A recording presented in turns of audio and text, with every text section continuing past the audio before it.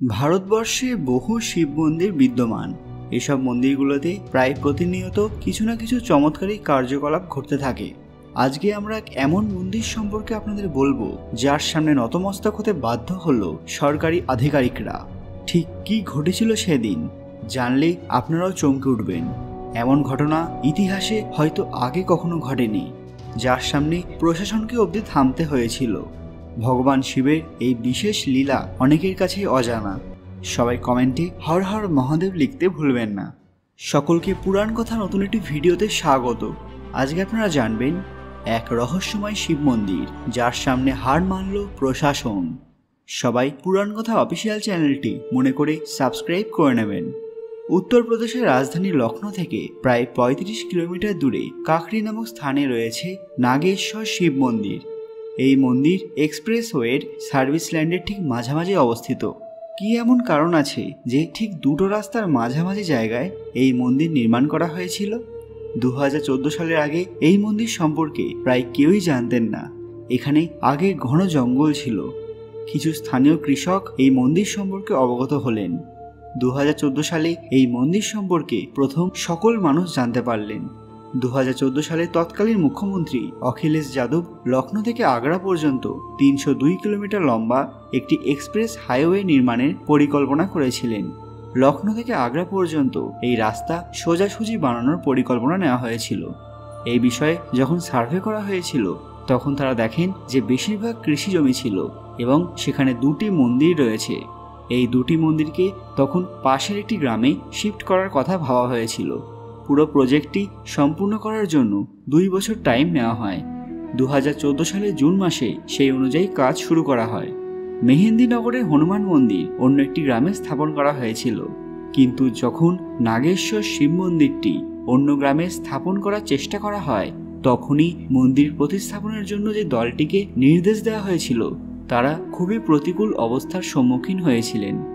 নাগেশ্বর মন্দিরে ভগবান শিবের যে বিগ্রহ রয়েছে সেটিকে একটি অন্য মন্দিরে প্রতিষ্ঠা করার জন্য যে মন্দির নির্মাণ করা হয়েছিল সেখানে শিবলিঙ্গটি তুলে নিয়ে যাওয়ার চেষ্টা করা হয়।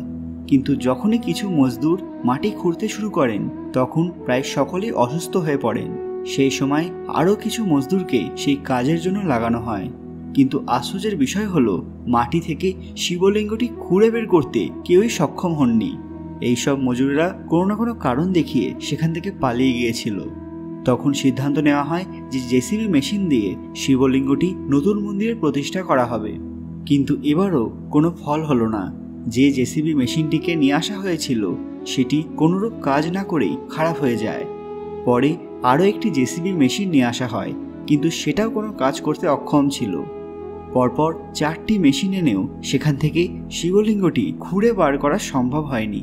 এখানে একটি কথা বলা দরকার, এই কাজের জন্য যে মজদুরদের নিয়োগ করা হয়েছিল তারা প্রত্যেকেই অন্য ধর্মের ছিলেন, কারণ হিন্দু ধর্মের কেউ এই কাজ করতে রাজি ছিলেন না।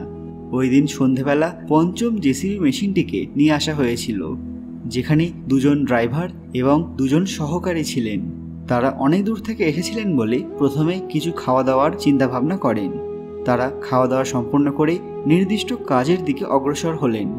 জেসিবি মেশিনের কাছাকাছি আসতেই তারা যে দৃশ্য দেখতে পেলেন তা দেখে খুবই ভয় পেয়ে গেলেন, কারণ জেসিবি মেশিনকে ঘিরে রয়েছে অসংখ্য সর্প।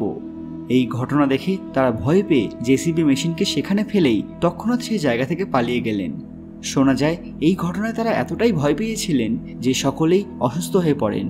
এই ঘটনার পর প্রশাসনিক বিভিন্ন আধিকারিকরা সেই স্থানে পৌঁছান এবং তারা সকলে মিলে এই সিদ্ধান্তে পৌঁছন যে এখান থেকে মন্দির প্রতিস্থাপন করা সম্ভব নয়। তারপর তারা এই মন্দিরের ভাঙাচোরা অংশগুলিকে সুন্দরভাবে সারিয়ে দিয়ে মন্দিরটিকে আবার নতুন করে তৈরি করার সিদ্ধান্ত নিয়েছিলেন। এখান থেকে শিবলিঙ্গকে সরানো সম্ভব নয় এবং এই মন্দিরের ২ পাশ দিয়ে রাস্তা তৈরির পরিকল্পনা করা হয়েছিল। সেভাবে আজ পর্যন্ত এই মন্দির এই ২ বড় রাস্তার মাঝখানে একইভাবে স্থাপিত রয়েছে। আগ্রা লখনৌ এক্সপ্রেসওয়েটি 6 লেন বা ৬টি রাস্তা সম্বলিত। সার্ভিস লেন দুটি জুড়ে এটি এখন ৮টি রাস্তা সম্বলিত। আজকের ভিডিওতে আমরা আপনাদের সেই মন্দিরটিও দেখাবো যেটা ইউপি সরকার নাগেশ্বর বাবার জন্য বানিয়েছিলেন।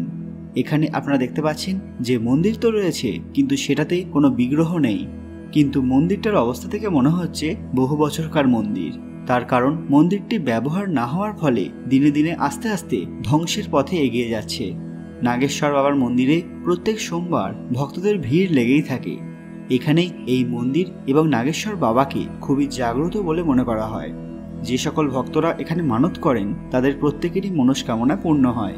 রাস্তার মাঝখানে হওয়ায় ভক্তদের ভিড়ের কারণে প্রতি সোমবার এই মন্দিরের সামনে রাস্তা বন্ধ থাকে।